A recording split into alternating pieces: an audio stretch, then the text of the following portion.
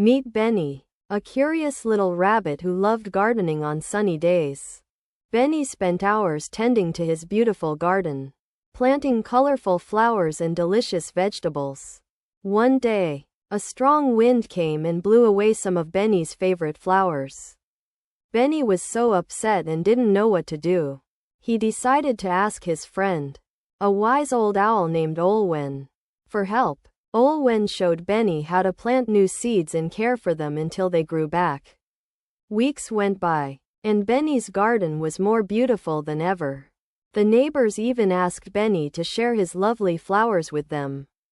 Benny realized that losing something valuable can lead to something even better.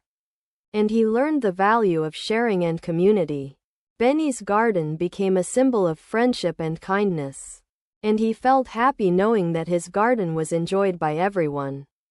The end. Kindness makes life more beautiful.